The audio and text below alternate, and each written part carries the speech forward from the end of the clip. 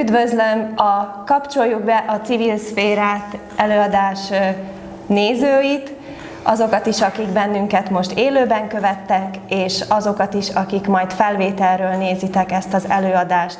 Az én nevem Hodosi Kati, és mellettem ül Urbancsok Lara, és kérdezem is rögtön Larát, hogy honnét jött ez a gondolat, hogy egy új nézőpontot kínáljunk a szlovákiai magyar civil szervezeteknek. Sziasztok, Urbancsok Lara vagyok, ahogy ezt Kati említette, és a központot létrehoztuk, nincs egy hónapja, és egy nagyon-nagyon komoly beszélgetés, egy kávéházi beszélgetés indította ezt az egész gondolatot, ugyanis akkor még bőven a honismereti kerékpártúrának a szervezésében voltunk benne, ami ma ugye már az utolsó napját tölti.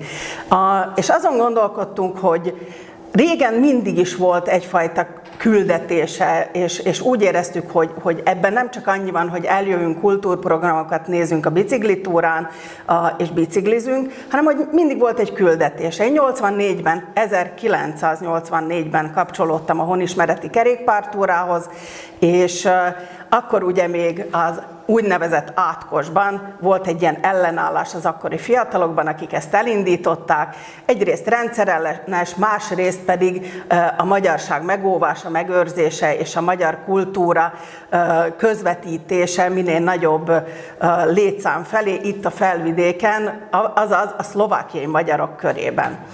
És ahogy telt múlt az idő, ugye jött a rendszerváltásnál kaptunk egy nagy szabad levegőt, és akkor még jobban azt éreztük, hogy itt a mi időnk, most már nem kell sunyogni, nem kell szamizdatokat cipelni Magyarországról. Ugye édesapám is annak idején, most már talán elévült, Kati, te jogász vagy, talán jobban meg tudod mondani, hogy amikor kimentünk Magyarországra, vitt minket 2 gyereket, és a mi fenekünk alá rakta be a sokszorosított szamizdatokat, amit például Horváth Misitől, Nyugodjon Horváth Misitől hozott el. Szóval, hogy volt egy ilyen küldetés benne. Benne volt az a küldetés, amikor ugye a új szabad világban elkezdődtek a szabad választások, és nagyon fontos volt a magyar falvak számára, illetve a többségben magyar lakta települések számára az, hogy magyar nemzetiségű polgármesterek, magyarul beszélő emberek foglalják el azokat a pozíciókat, akik döntő pozícióban vannak. Vonatkozott ez akár az akkori magyar pártokra, tehát hogy volt egy újabb küldetés, hogy minél több embert pozícióba keríteni, tartani, mert hogy ez tudja stabilizálni és erősíteni egy nemzetiségnek ugye az erejét. Majd ez is egy kicsit így alábbhagyott, és a HKT politikamentes lett. Na most, és akkor ott ültünk a kávézóba Katival, és azon gondolkodtuk, hogy de ő jogászként, én közgazdászként, hogy tök jó, hogy ezt így csináljuk meg, hogy programokat készítünk, és biciklizünk, és szeretjük ezt a közeget, ami összegyűlik minden évben, most már 52. alkalommal voltunk együtt, de hogy emögé valami hiányzik, valami, az a sava borsa, hogy mi lenne az. És akkor pont azon kezdtünk el gondolkodni, hogy a civil szervezetek, mint olyanok, úgy éreztük, hogy elvesztették a kontaktust. Tehát, hogy mindenki a saját kis területén működik, minden faluban szinten, ahol ugye magyar emberek laknak, van egy magyar nyelvű civil szervezet, vagy tűzoltók, vagy egy néptánc csoport, vagy egy énekkar, vagy egy sportegyesület, sakkozók, pingpongozók, tehát bármi. És akkor, amikor a túrát szerveztük például tavaly vagy tavaly előtt is, volt olyan település, ahol nehezen találtuk a kapcsolatot az adott településnek a civil szervezetével. És pont erre gondoltuk, hogy mivel a biciklitúra minden évben költözik, így egy kapocs lehet a civil szervezetek között. De ez egy olyan kapocs, ami alulról tudna építkezni, mert hogy mi személyesen, egymást személyesen megismerve, egymással kezet fogva, és együtt dolgozva tudnánk a civil szervezeteknek az erejét fölhangosítani, turbózni tulajdonképpen, és így egymás segítve minden civil szervezet egy picit erősebb lesz. És ezt nem csak azzal gondoltuk erősíteni, hogy találkozunk és megismerjük egymást, hanem tervben van, most már ugye a központnak van egy Facebook oldala, van egy weboldala, és ezeken az oldalakon egyfajta egy ilyen tudástárat, egy ilyen tudásfelhőt szeretnénk létrehozni, és oda például mi ketten azt tudjuk beletenni, én, amit ugye közgazdászként a marketing és a PR területén tudok beletenni, Kati ugye jogász, van közöttünk, aki a biciklitúra stábjában van mérnökök, képzőművészek, további jogászok. Szóval, hogy ezeket ezt a tudást, amit bennünk ott van, amit a civil szervezetek, az eddigi civil munkánkba használtunk eleve mi is, ezt be tudjuk tenni a közösbe. És az a cél, hogy minél többen összefogjunk ebbe az egészbe. És Kati elmondja nektek, szépen egy PPT-be összefoglalva, hogy ezt mi pontosan hogy gondoltuk. Igen, azt a szikrát, ami a fejünkből kipattan, azt most itt is így kipattanva megkaptátok összetömörítve, és ezt a gondolatot egy prezentációba bontottuk szét, hogy egyértelművé tegyük, hogy mi a mi szándékunk, és mik a csatlakozási pontok. Amikor civil szervezetekről beszélünk, mi Larával, elsősorban nyilván a Honismereti Kerékpártúra polgári társulást képzeljük el, de hogy tisztában vagyunk vele, mert hogy együtt is dolgozunk több más civil szervezettel, akiknek ugyanúgy fontos, itt mi, szlovákiai magyarok, megmaradjunk, gyarapodjunk, identitásunkban erősödjünk. Most veletek kezdünk egy párbeszédet, mert hogy azt gondoljuk, hogy vannak közös csatlakozási pontjaink, vannak pontok, ahol ugyanúgy szorít bennünket a cipő, és ezeket meg is fogalmaztuk, egy ilyen, biciklitúra, nézzétek el, fogaskerék szimbólumot hoztunk ide, ezt látjátok is rögtön az első dián. Ez egy 3 kerekű fogaskerék, és ezt a 3 kereket is rögtön megmutatom, hogy miről is szól. Az első legkisebb fogaskerék, amit úgy gondolom, hogy egy közös kerekünk, nekünk szlovákiai magyar civileknek, a belső ügyeink, az adminisztrációs ügyeink, a technikai eszközökkel felszereltségi szintünk, hogy mennyi van, milyen van, mennyiben tudjuk a forrásokat elérni. Generációváltás, ez most egy nagyon aktuális helyzet sok szlovákiai magyar civil szervezetnél. És az önkéntes bázisunk, ezek azok a főbb, a belső ügyeinket mozgató keréknek a fő fogai, ami, hogyha azt akarjuk, hogy ez a kerék jól forogjon, akkor bizony ezeket a fogakat jól kell tudnunk működtetni, és ezeket neveztük meg, mint közös pontoknak. Azt gondolom, hogy most összetudtok velem bólintani civil kollégák, hogy igen, ez az, ami egy ilyen közös pont tud lenni. És amikor ez az első kerék már forog, akkor arra rákapcsolódik egy második kerék, a külső ügyeink, hogy milyen a kapcsolatunk a médiával, mekkora kiterjedésű a kapcsolati hálónk, hogyan tudjuk a közönségünket elérni, magyarán például hány túrásunk van a Honismereti Kerékpártúrán, hogyan tudunk előadókat elérni azokban a témákban, amik mondjuk nekünk fontosak, és hogyan tudjuk a tudást egymással megosztani. Ezek mind olyan területek, amit megint csak, hogyha nem egyenként próbálunk megoldani, hanem tudunk egymásról mi civilek, akkor sokkal könnyedebben tud ez a 2-es kerék is forogni. És tehát az 1-es meg a 2-es kerék igazából, ha egy első olvasatra elolvassuk, akár egy bármilyen szervezetről szólhatna. Ami ezt az egész rendszert igazán civillé teszi, és azt a hatalmas nagy mozgatóerőt belé teszi, a 3-as kerék, az a civil erő, ami igazából adja ennek az egész rendszernek a mozgató erejét, és amitől civilnek tudjuk magunkat nevezni. Itt, amit mi nagyon fontosnak tartunk, igen? Mondjad, figyelek. Fontosnak látunk az, hogy civil szervezetként az apolitikusságunkat meg tudjuk őrizni, hogy értékalapon tudjunk működni, hogy társadalmi munkában működjünk, és tudatosodjon bennünk, hogy mindaz, amit teszünk, legyen annak a tartalma bármilyen civil szervezetként, bármi, amit teszünk, az egy pillangó effektust indít el. Tehát, hogy ennek a civil erőnek, ennek valóban van egy hatalmas ereje, azért ez a harmadik, a legnagyobb kerék. És azt is látjuk, hogy amikor a belső ügyeink kötnek le bennünket, és megragadunk annál, hogy érjük el a forrásokat, hogy szól, vagy a külső dolgoknál, hogy érjük el a közönségünket, akkor sokszor elveszítjük a kapcsolatot a harmadik kerékkel, és azt érezzük, hogy nincs is erőnk miből ezeket a már problémákká korcsosult ügyeket oldani. Holott ha a harmadik kerekünk stabil, már pedig ez akkor tud stabil lenni, hogyha sokan forgatjuk, tehát nem csak mi gondoljuk azt polgári társulásként, hogy fontos az apolitikusság, hogy fontos az értékalapú működés, a társadalmi munka és a pillangó effektus, hanem sokan gondoljuk ezt civil szervezetként, akkor tud ez minket egy nagy hajtóerővel mozgatni előre, és a fő célt, a szlovákiai magyarság, a felvidéki magyarság megmaradását elérni.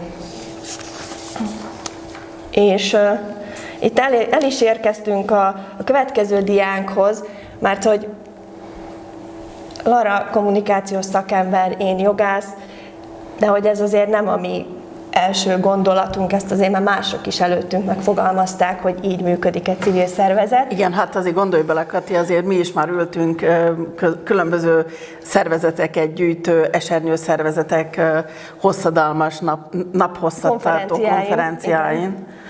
Úgyhogy természetesen tisztában vagyunk azzal, hogy ezt már többen felismerték, hogy fontos a kapcsolódás, hogy fontos a kommunikáció, és fontos a közös fellépésnek a képessége. De hogy ezt hogy tesszük meg, arra léteznek különböző utak. És erre mi 3 utat tudunk igazából feltüntetni, vagy beazonosítani. Ebből az első út, ahogy a civil szervezetek kapcsolódása, közös kommunikációja, közös fellépése létre tud jönni, az első út, amikor azt mondja, hogy a pártpolitika fogja ezt menedzselni nekünk. És mi civilek beállunk a pártpolitika mögé, és élvezzük annak a hasznát, hogy kapcsolódunk és kommunikálunk és közösen lépünk fel, csak hogy ha visszagondoltak a harmadik fogaskerékre, annak az egyik foga ilyenkor eléggé elkezd nyikorogni. Az apolitikusságot piszkosul nehéz megőrizni, hogyha a kapcsolódást a pártpolitika menedzseli. Nem mondom, hogy lehetetlen, de rohadtul nehéz. Márpedig, ha ez a fogaskerék kiesik, akkor a civil erő kerül veszélybe. És ugye ennek az az egyik hátulütője még, hogy ebben az esetben, és ezt egyébként láttuk már nem egy alkalommal valóban megmutatkozni, hogy ilyenkor a civil szektor ellustul.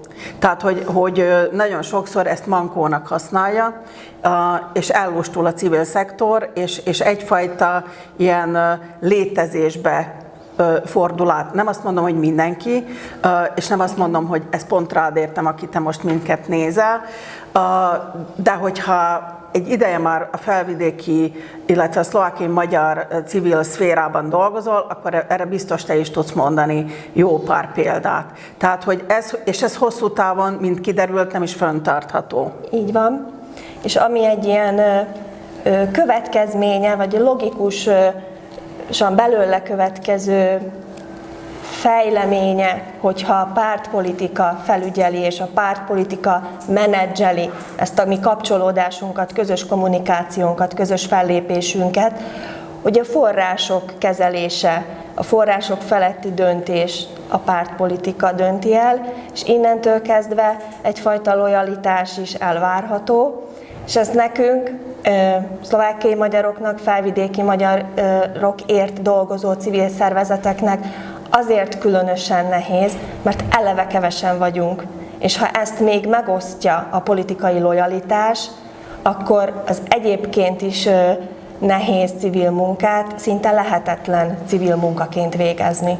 Igen, tehát gondolj bele a saját civil szervezetedben, hogy esetleg különböző a nézetek mekkora különbséget tudnak okozni, és mekkora feszültségeket tudnak hozni akár csak egy kórusba, ami civil szervezetként működik, vagy egy, nem tudom, helyi önkéntes tűzoltó szervezetbe, vagy egy méhészek szervezetébe. Tehát, hogy azért nem jó, ha ez belefolyik, mert nagyon, akár egy kisebb településen is nagyon szívesen kapcsolódnának civilek, de mihelyis bekerül ugye ez a politikai vonal, attól kezdve ott feszültség van, és nagyon sok olyan értékes ember kimaradhat ebből az egész felvidéki magyar társadalomnak az építéséből, akire egyébként viszont nagy szükségünk van jelen esetben. Így van. Ez egy fontos téma, és ezt most akkor meg is ragadom a lehetőséget, hogy elmondjam.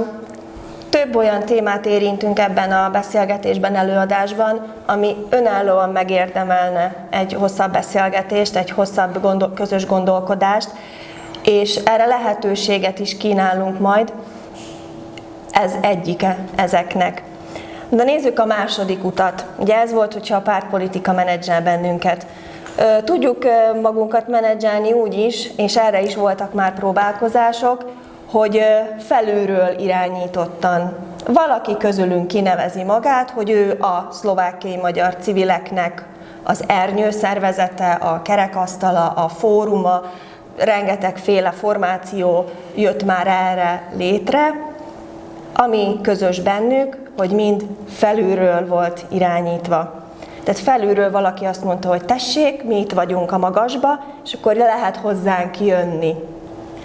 Ezzel az a probléma, hogyha visszagondoltok a 3-as fogaskerékre, megint az egyik fog, ami a nagy civil erő kerekét mozgatja, az veszélybe kerül, márpedig a társadalmi munka jellege a civil erőnek. Tehát egy civil ügyért, ami a mi esetünkben a felvidéki magyarság fennmaradása, úgy lehet civilként dolgozni, hogy azt társadalmi munkába tesszük. Nem azért, hogy én a személyes egzisztenciámat, a személyes karrieremet építsem, hanem azért, hogy azt az ügyet, amiért dolgozom, azt képviseljem, és azt a szekeret toljam. Természetesen itt azért beszélnünk kell arról is, hogy vannak nagyobb civil szervezetek, ahol azért egy-két a fizetett alkalmazottra szükség van, de maga az egész civil szerveződés, maga az idea, maga az, ami mögé beáll az a sok ember abban az esetben, az viszont, tehát mondjuk egy titkáron kívül mindenki ugye társadalmi munkában a saját szabadidejét, sokszor pénzét feláldozva a közös ügyért dolgozik és tesz minden nap. Igen, illetve az értékalapú működés, mint a 3. fogaskeréknek az egyik nagyon fontos foga, az, ami a felülről irányított szerveződésnél, a civil szervezeti kapcsolódásnál veszélybe kerül. És ezért gondoljuk mi azt, hogy ami igazán képes nagy erővel megmozgatni azt a bizonyos 3. kereket, az a 3. út, az alulról szerveződő kapcsolódás. És ez az, amihez mi a Honismereti Kerékpártúra Polgári Társulás, mint a központ életre hívója, mint egyfajta táncra, keringőre hívunk benneteket, szlovákiai magyar civil szervezeteket, hogy gyertek, kapcsolódjatok velünk, kezdjünk el egymással beszélgetni, bizalommal fordulva egymáshoz, civil erőt erősítve. És hogy mit jelent ez a kapcsolódás, azt gyűjtöttük össze nektek most itt néhány pontban. Ez van az utolsó előtti diánkon. Igen. Ezt akár mondhatjuk felváltva is. Mondjon. Hát az első rögtön, az, ami éppen most zajlik, az évi egyszeri személyes találkozó, amire mi a Honismereti Kerékpártúra szombati napját felkínáljuk nektek. Itt innentől kezdve a honismereti kerékpártúrákra szeretettel várunk benneteket, és a szombati nap dedikáltan nektek szól, annak szól, hogy velünk mi együtt találkozzunk, szlovákiai magyar civilek, azok a civil szervezetek, akik a magyar ügyet akarjuk itt, és nem csak akarjuk, hanem tevékenyen toljuk is ezt a bizonyos szekeret. Igen, tehát hogy ez egy összedolgozás lenne, tehát nem egy hierarchikus kapcsolódás egymással, tehát nem föntről lefelé vagy lentről fölfelé kommunikálnak, hanem egy síkról, egy szintről beszélgetnénk partnerként veletek, ti meg velünk. Így van. Aztán amihez ez a rendszeres közös találkozás, közös beszélgetés tud vezetni, az, hogy létrehozunk közösen egy stratégiát, amire azt mondjuk, hogy ez a stratégia az, amivel azt a bizonyos szekeret a leghatékonyabban tudjuk tolni.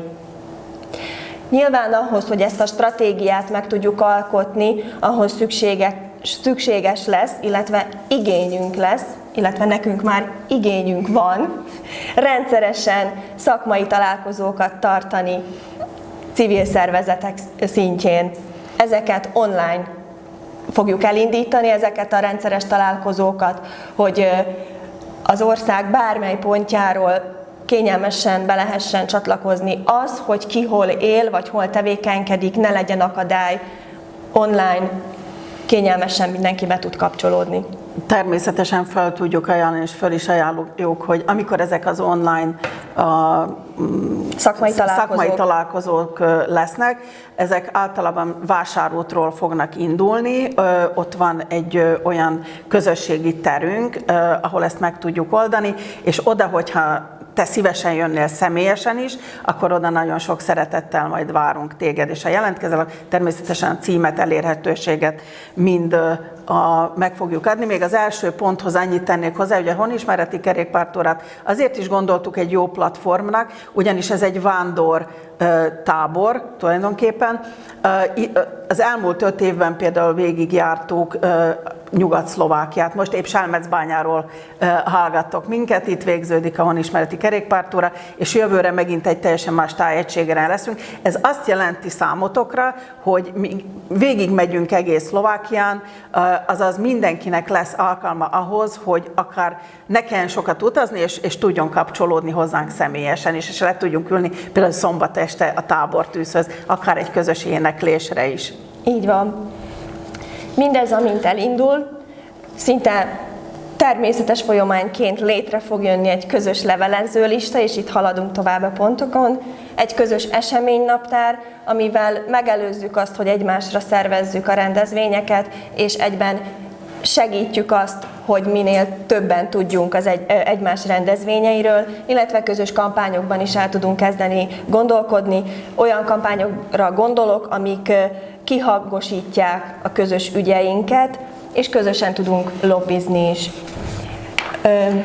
És eljutottunk az utolsó diánkhoz, ami egy nagyon praktikus és fontos dia, mert hogy itt van az a QR kód, illetve a weboldal, amit ha meglátogattok, ott meg tudjátok adni a szervezetetek adatait, e-mail címét, és ezt a bizonyos kapcsolódást létre tudjátok hozni, be tud indulni a 3. fogaskerék szépen lassan a mi tempónkban. Igen, és hogyha szeretnétek, és mi szeretnénk, a videó meg fog jelenni majd a központnak az oldalán is. A YouTube oldalán. A YouTube oldalán is, és a Facebook oldalán is, és föl fogjuk tenni majd ezt a PPT-t is, amit most láttatok mögöttünk kivetítve, mi meg előttünk így puskázva papíron láttunk végig, úgyhogy azoknak, akik csatlakoztok, az e-mail címetekkel tudtok csatlakozni, ezt a prezentációt kiküldjük, illetve kiküldünk még ajándékba egy civil sikerkalauzt is. Tehát kapcsolódásra fel, kapcsoljuk be közösen a szlovákiai magyar civil szférát, és találkozzunk. És legyünk központban. Köszönjük, hogy figyeltetek minket. Sziasztok! Sziasztok! Itt vagyunk.